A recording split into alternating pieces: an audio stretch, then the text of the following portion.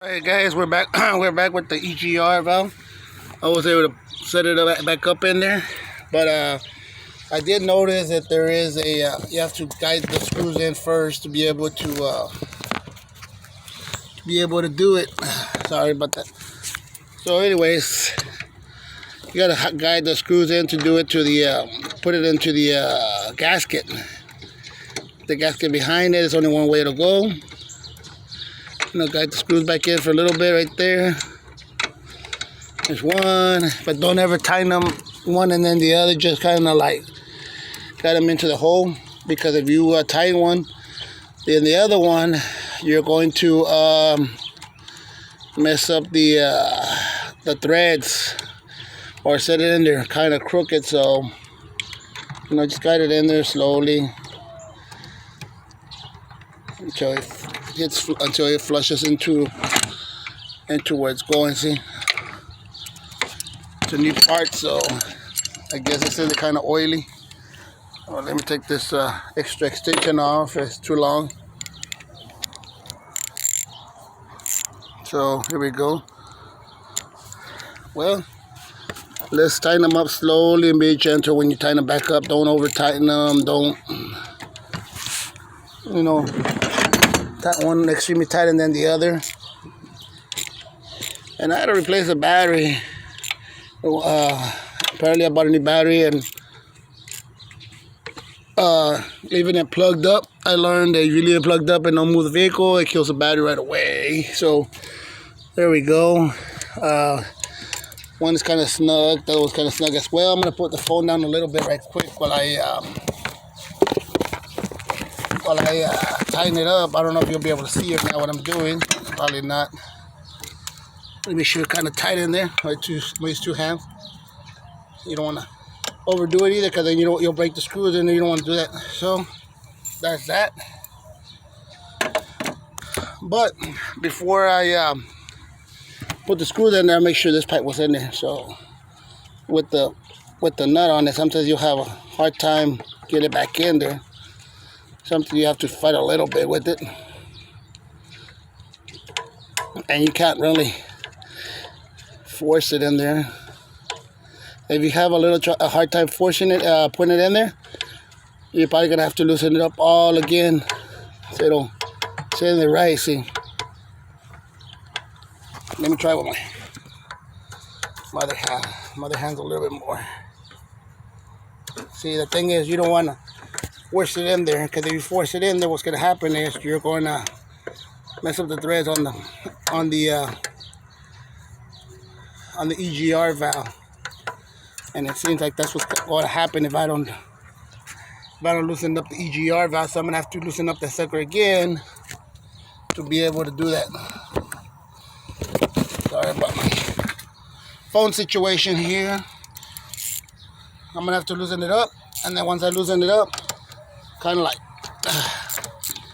like what do you call it, get it snugged in there, and then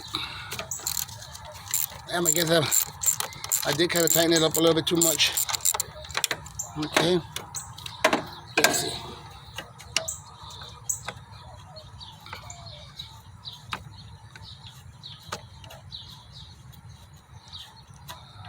Yep, it seems like it is going in there now that I loosened it up. So then once you got it in there, snugged in, tighten up your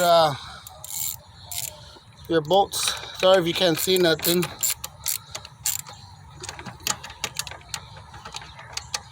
Your bolts on the side, snug them in. Remember you unplug the oxygen, the map sensor, so make sure you plug that one back up when you're ready. Put everything back together.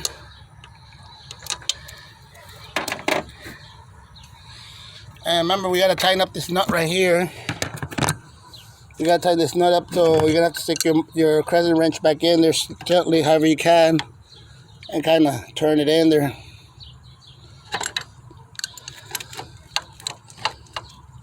See?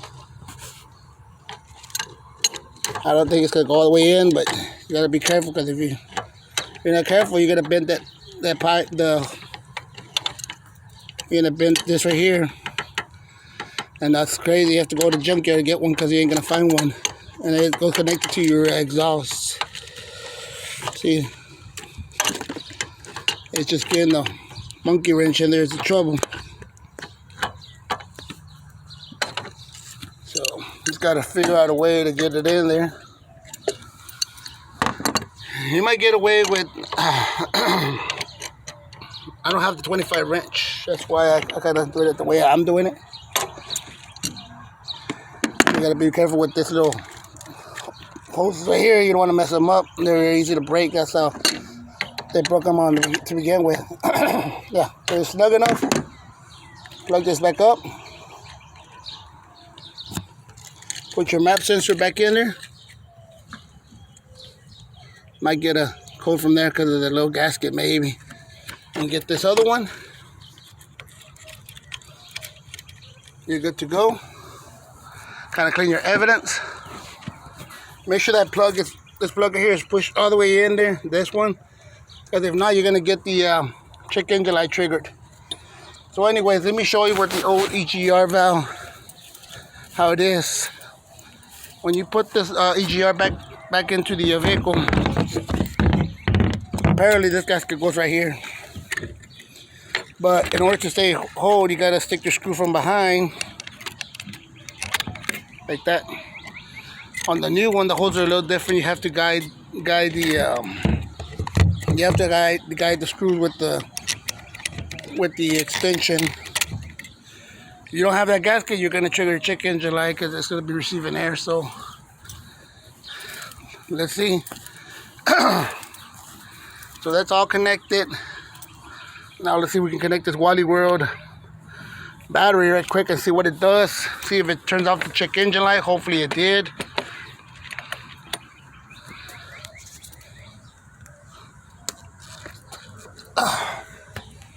And let's see. Usually the battery placement is a 10 millimeter. So give me a minute to set my ratchet right. Tighten it up. So I guess you can tighten it by hand a little bit. And you gotta be careful not to touch the ground over here. So thankfully I take that extension off. And now you'll arc it and short out your computer. So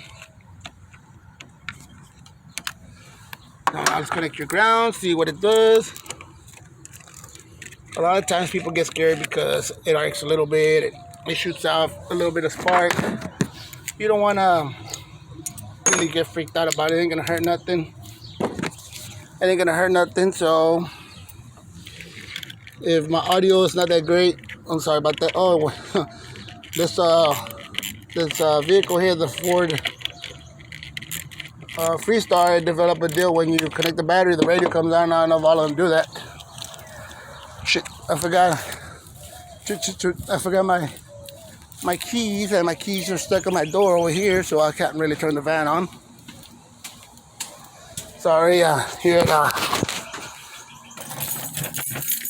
what do you call it? On the spot out here. We drink a lot of soda, as you can tell, tea. We kind of do work a little bit on whatever we can find to work on.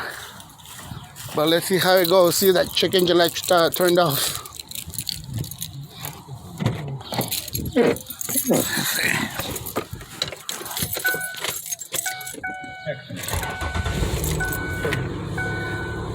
Well, so far so good. The battery kept on dying. The check engine light kept on coming on.